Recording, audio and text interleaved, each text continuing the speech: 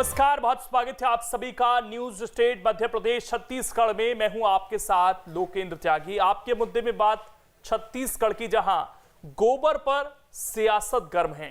गोधन न्याय योजना की तारीफ जहां देश भर में हुई, तो वहीं छत्तीसगढ़ में विपक्षी बीजेपी गोबर के नाम पर गड़बड़ी करने का आरोप लगा रही है। आज चर्चा इसी मसले पर कि जिस योजना की तारीफ पूरे देश में हो रही है, उसका इतना विरोध क्यों।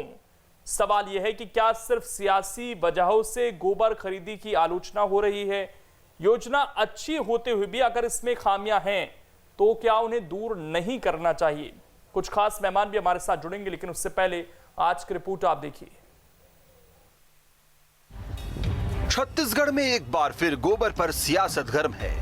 दरअसल भूपेश सरकार जहां पशुपालकों से गोबर खरीदकर उन्हें उसके पैसे का भुगतान कर रही है, तो वहीं विपक्षी बीजेपी इसे किसानों के साथ धोखा बता रही है। आगे बढ़ने से पहले गोधन न्याय योजना है क्या, इसे समझ लेते हैं। गोधन न्याय योजना 21 जुलाई 2020 को शुरू हुई। इसमें सरकार 2 रुपए प्रति किलो की दर से गोबर खरीदती है। गोबर से वर्मी कंपोस्ट फर्टिलाइजर बनाया जाता है। ये वर्मी कंपोस्ट महिला स्वयं सहायता समूह बनाती है। फर्टिलाइजर कोऑपरेटिव सोसाइटी के जरिए बेचा जाता है। फर्टिलाइजर 8 से 10 रुपए प्रति किलो की दर से बेचा जाता है। योजना का लाभ किसानों और पशुपालकों को मिलता है। सोमवार को सीएम भूपेश बघेल ने एक बार फिर गोबर विक्रेताओं के खाते में पैसे ट्रांसफर किए हैं। गोधन न्याय योजना में की गई गोबर खरीदी की राशि का एक और किस्त का भुगतान आज पशुपालक भाइयों को किया जा रहा है। 16 जून से 30 जून तक खरीदे गए गोबर की राशि 48 लाख रुपए का भुगतान पशुपालक भाइयों के खाते में सीधा किया जा रहा है। यह योजना 20 जुलाई 2020 को हरेली के दिन शुरू की गई थी। तब से लेकर अब तक 48 लाख 56 हजार क्विंटल से अधिक गोबर खरीदा जा चुका है। उधर विपक्षी बीजेपी का आरोप है कि 2 रुपए में गोबर खरीदकर उससे बनी खाद किसानों को 10 रुपए में बेचकर उन्हें ठगा जा रहा है। इतना ही नहीं, बीजेपी का ये भी आरोप है कि गोबर खरीदी के नाम पर बड़ा बंदरबाट हो रहा है। ये शर्म की बात है कि 2 रुपया का गोबर लेके 10 रुपया किसानों से वसूली करने का काम किया जा रहा है। यदि जो भूपेश ने दावा किए थे, भूपेश सरकार ने 15 करोड़ किलो कंपोस्ट खाद राज्य सरकार ने तैयार किया है, तो फिर केंद्र सरकार से पिछले साल के मुकाबले 30% अतिरिक्त रासायनिक खाद क्यों मंगाया।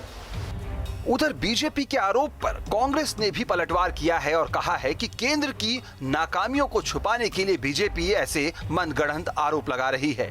यह दुर्भाग्यजनक है कि जो व्यक्ति इस प्रदेश का 15 साल मुख्यमंत्री था, वह व्यक्ति सिर्फ अपने दल की केंद्र सरकार को बचाने के लिए, अपने केंद्र सरकार की नाकामियों को छुपाने के लिए राज्य के हितों के साथ लगातार अनदेखी करता है। डॉक्टर रमन सिंह जी मोदी सरकार की छत्तीसगढ़ की किसान विरोधी नीति को छुपाने के लिए गलत बयानी कर रहे हैं। बहरहाल इसमें कोई दो राय नहीं कि छत्तीसगढ़ की गोधन न्याय योजना की तारीफ संसदीय समिति ने भी की है और इसे देश के दूसरे राज्यों में लागू करने की सिफारिश भी की है। लेकिन मसला ये भी है कि अच्छी से अच्छी योजना में भी अगर कुछ खामी है तो उसे दूर किया जाना चाहिए, ताकि लंबे समय तक वो योजना अपने मकसद को हासिल करती रहे। रायपुर से आदित्य नामदेव के साथ टीम न्यूज स्टेट। और इस वक्त 2 खास मेहमान इस मुद्दे पर चर्चा करने के लिए हमारे साथ जुड़ गए हैं। रवि भोई जी जुड़ गए हैं, वरिष्ठ पत्रकार हैं। सर, आपका बहुत बहुत स्वागत है। रजनीश सिंह बीजेपी के विधायक भी इस वक्त हमारे साथ जुड़ गए हैं। रजनीश जी, आपका भी स्वागत है। और कुछ देर बाद डॉक्टर जेपी श्रीवास्तव जी, जो कि पीसीसी में उपाध्यक्ष हैं कांग्रेस पार्टी के, वो भी हमारे साथ जुड़ जाएंगे। लेकिन सबसे पहला रिएक्शन मैं रवि भोई जी आपसे चाहूंगा, उसके बाद मैं इस राजनीतिक डिबेट को शुरू करता हूँ। ये जो योजना है सर, इसकी तारीफ हुई है, सरकार भी पैसा कमा रही है, जो स्वयं सहायता समूह हैं, महिलाएं हैं, उनको भी रोजगार मिल रहा है। जिन किसानों के पास कुछ नहीं है, जमीन भी नहीं है, यहाँ तक कि पशु भी नहीं है, वो सड़कों पर से जाकर गोबर उठाकर बेच दे रहे हैं। अगर इतने सारे फायदे हैं इस योजना के, तो जो सियासत इस पर हो रही है, जो आरोप इस पर लग रहे हैं, वो आपको कितने सही नजर आते हैं?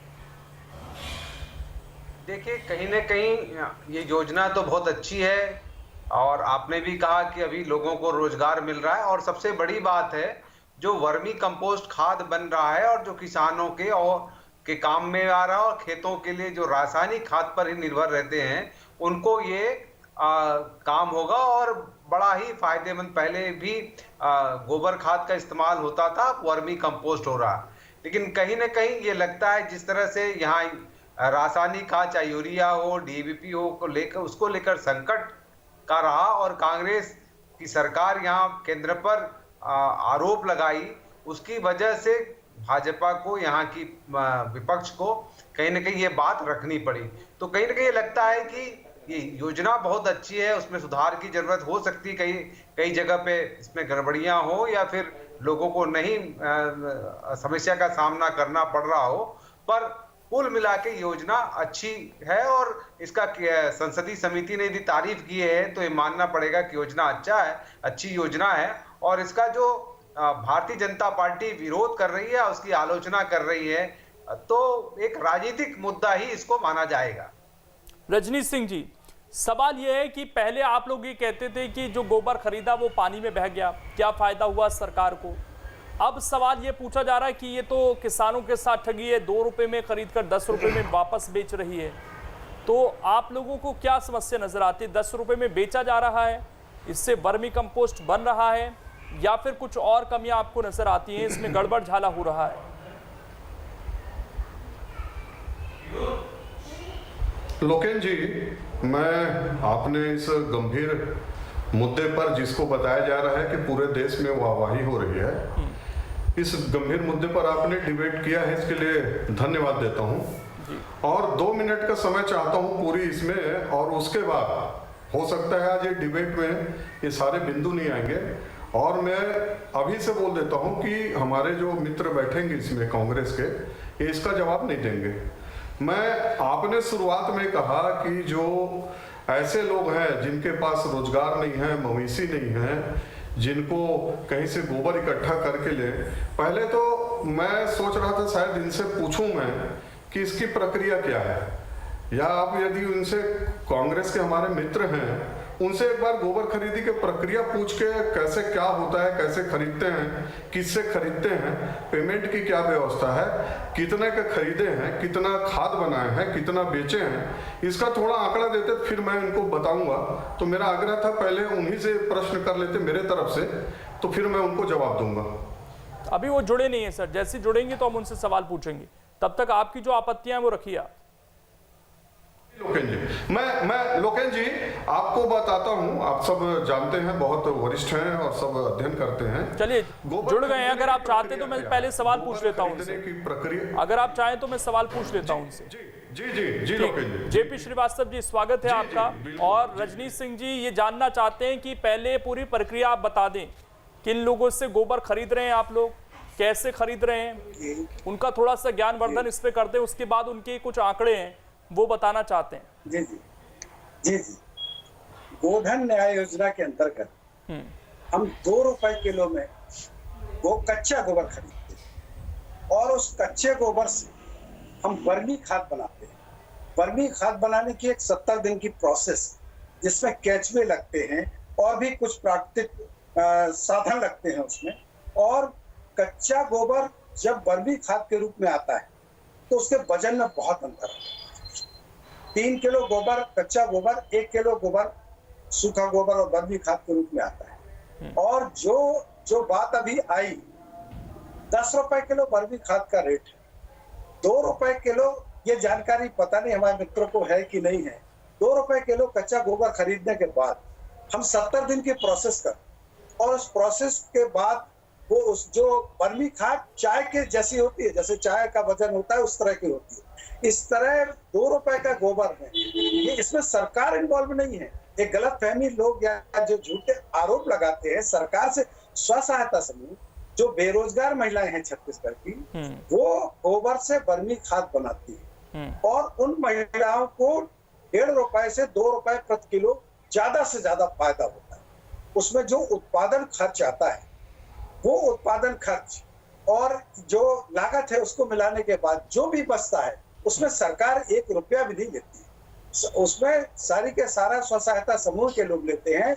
महिला सशक्तिकरण हो रहा है। जो महिलाएं के पास रोजगार नहीं था छत्तीसगढ़ की, वो महिलाएं हजारों लाखों रुपए कमा रही हैं इससे। तो इसमें 2 रुपए के गोबर 10 रुपए में नहीं बेचा जा रहा है, मात्र 1.5 रुपए से 2 रुपए फायदा हो रहा है सहायता समूह को। बाकी कौन कौन से लोगों से खरीद रहे हैं जल्दी से वो भी बता दें, तो मैं फिर रजनीश जी का रिएक्शन लूं इस पर। गोबर हर कोई बेच सकता है।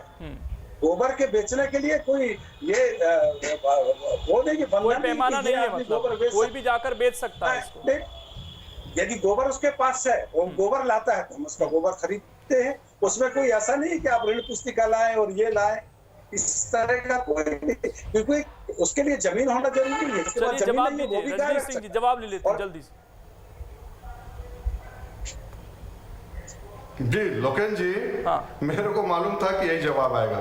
अब पूरी जवाबदारी के साथ मैं, जो इनकी प्रोसेस है, जो इन्होंने बनाया है, मैंने नहीं बनाया है, इन्हीं की सरकार ने बनाया है, उसके बारे में थोड़ा सा मैं विस्तार से 2 मिनट में बात समाप्त करूंगा। और यदि चाहें तो आप भी इसको और थोड़ा अच्छे से इनके द्वारा अध्ययन करवा लीजिएगा। गोबर जो लिया जाता है, गौठान समिति जो बना है, वहाँ पशुपालक जो हैं उनका पंजीयन होता है, उसका बहुत सारे नियम की पुस्तिका है जो इन्हीं के द्वारा बनाई गई है। उसमें बहुत सारे बिंदु हैं, उसमें नहीं जाता। अभी बोल रहे थे ना कि किसी से ले सकते हैं, एक बार थोड़ा अपने गौठान समिति से पूछ लेंगे कि किसी से ले सकते हैं क्या। गौठान समिति में जो पंजीयन कराए हुए किसान हैं, उनसे भी एक मवेशी के पीछे अधिकतम 5 किलो, यदि किसी के पास 5 जानवर है तो 25 किलो को उसको बेचने का अधिकार है। लेकिन वहां पर यह भी नियम है कि हमको कुछ अपने घर उपयोग के लिए रखना है। यदि मेरे पास 5 मवेशी है, 25 केजी मैं नहीं बेच सकता, उसमें 3, 4, 5 केजी अपने घर के लिए रख के 20 केजी बेच सकता हूँ। सिर्फ चरवाहों को छोड़ करके, चरवाहा चाहे तो वो इकट्ठा करके वहां ले जाके बिना पंजीयन के, चूंकि उसी काम में वो है, इसलिए उनको ये छूट है कि वो जा करके गोबर बेच सकते हैं। नंबर 1 गोबर बेचने वाली। और जो ये बात बोल रहे हैं ना कि कोई भी कहीं से ले आए, थोड़ा इसको पता करके बताएंगे कि कितने लोग को मैं आता हूं आगे। उसके बाद भुगतान की प्रक्रिया, वहां समिति बना हुआ है, समिति के जो अध्यक्ष है, ग्राम पंचायत के सचिव है, उसमें अध्यक्ष माननीय जो वहां के प्रभारी मंत्री हो जिले के, उसके द्वारा नियुक्त जो समिति है, अध्यक्ष हैं और सचिव हैं। और जो पैसा आता है वो पहले गौठान समिति में आता है। गौठान समिति में पैसा जो आज भी ट्रांसफर यदि किए हैं, वो गौठान समिति में आता है। गौठान समिति सूची बना के बैंक को देते हैं कि हमारे गौठान में इसी जो हितग्राहियों हैं ये इतने इतने गोबर बेचे, तो फिर बैंक से वो ट्रांसफर होते हैं। और इस बीच में क्या क्या होता है, अभी इन्होंने कहा कि 2 रुपये के बना के 10 रुपये में बेच रहे हैं। मैं विधानसभा में प्रश्न फरवरी में आया था कि कुल कितने का गोबर बेचे, फरवरी का बता रहा हूं, अभी फिर आएगा, इस माह फिर आएगा। उसमें इन्होंने कहा था कि हम 76 करोड़ के गोबर खरीदे हैं। और उससे इनकम कितना हुआ है, उससे इनकम हुआ है 85 लाख, 75 लाख 15,000 रुपया कम था, स्वीकार किए। और उसके बाद अभी जब आएगा तो देखिएगा कि इनकी गोबर खरीदी कितने की हुई है और कमाई कितने की हुई है। वर्मी कंपोस्ट की बात कर रहे हैं ना, वर्मी कंपोस्ट में आप किसी भी समिति में अभी जो दबाव पूर्वक ये वर्मी कंपोस्ट खरीदने के किसान, मैं यदि किसान हूं तो मेरे को जोर जबरदस्ती क्यों, मैं यदि यूरिया लेने जा रहा हूं, सुपर फास्फेट लेने जा रहा हूं, डीएपी लेने जा रहा हूं, तो वर्मी कंपोस्ट का मेरे को वैकल्पिक क्यों नहीं बनाया गया, क्यों दबाव दिया जा रहा है आपको लेना पड़ेगा 10 रुपया। और दूसरी बात, महिलाओं की जो समूह की बात कर रहे हैं, मैं घूमते रहता हूं। अभी 10 दिन पहले टीवी चैनल के मेरे मित्र भी थे, उसको हम लोग देखने नहीं गए थे, कार्यक्रम में गए थे। वहां हम लोग पूछ रहे थे कि वो समिति को नाम सहित बता सकता हूं, महिला समिति, उस इसका नाम उस समिति का, और वैसे कई समितियां हैं।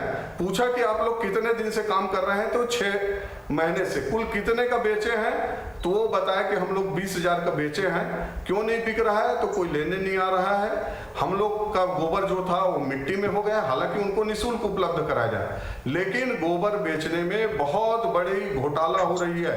ये कोई सराहने वाली योजना इसलिए नहीं है कि यदि आप आज का इनका आंकड़ा बता रहा है कि 90 से 95 करोड़ का हमने क्रय किया है, तो ये बताए तो कि हम इतने का बेचे हैं, इतना का खरीदे हैं और इतना का कंपोस्ट बेचे हैं। लेकिन वो तो ये कह रहे हैं ना रजनीश जी कि इसमें सरकार का मुनाफा तो है ही नहीं। सरकार इसमें मुनाफा नहीं ले रही है, उनका तो ये कहना है। और दूसरा ये कि खबर तो इस तरह की भी आई कि कुछ तो बीजेपी नेताओं को भी इसका फायदा मिला।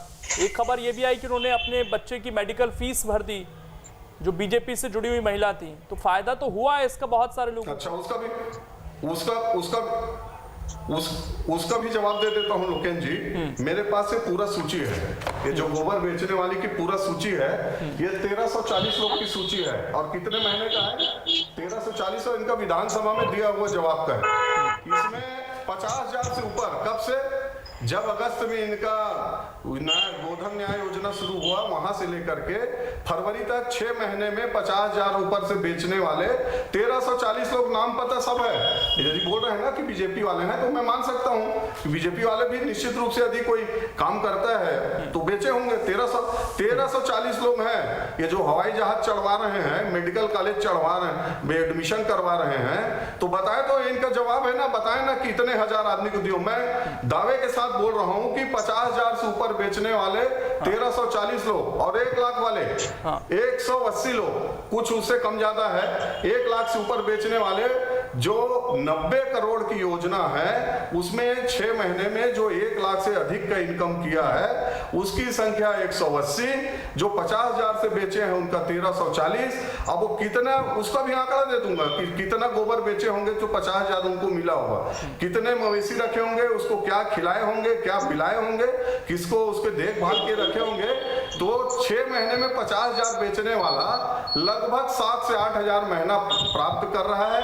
और एक दिन में 50,000 जो कमा रहा है, वो कम से कम एक दिन में 100 किलो बेचेगा, 200 रुपया पर डे, 2 किलो 2 रुपये के हिसाब से, तो एक महीने में 6,000 हो रहा है उसका। ठीक, पूछ लेते हैं जेपी श्रीवास्तव जी, जिस तरीके से प्रचारित किया जा रहा है सर इसको, वो उनका ये कहना है कि बहुत सीमित लोग हैं जिनको फायदा मिला है, और इसमें भी बहुत सारे नियम कायदे हैं जिसमें पेच फंसता है। ऐसा नहीं है बहुत आसान है बेचना। मेरा यह कहना है कि मेरे साथी किसी एक किसान का नाम बता दें जो गोठान पर गोबर बेचने गया हो और उसका गोबर ना लिया। हर चरवाहे का गोबर लिया जा रहा है। वहां का रजिस्ट्रेशन कोई कॉम्प्लिकेटेड चीज नहीं है। रजिस्ट्रेशन में सिर्फ अपना नाम रजिस्टर्ड करवाना है, उसके लिए बहुत बड़ी चीज नहीं है। दूसरी बात, ये गोधन न्याय योजना पर आरोप लगा रहे हैं। इनके तकलीफ क्या है भाजपा वालों को हम बड़ा स्पष्ट कर देते हैं। पहले ऑर्गेनिक खाद पर जो गुजरात की कंपनियां ऑर्गेनिक खाद बेचती थी, उस पर कोई टैक्स नहीं था, टैक्स फ्री था।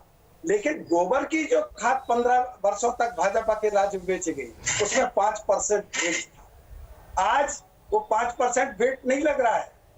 तो ये तकलीफ। और दूसरी स्थिति क्या हो रही है, हम अभी ह्यूमन एसेट बनाने वाले हैं, जैसे ऑर्गेनिक खाद पे जाएगी महिलाएं बनाएंगी। तो ये जो लेकिन किसानों को प्रेशराइज किया जा रहा है क्या कि आपको यही खरीदना है? अगर यही खरीदना है तो फिर केंद्र को क्यों चिट्ठी लिखी जा रही है कि हमको रासायनिक खाद दे दीजिए, कमी है हमारे पास?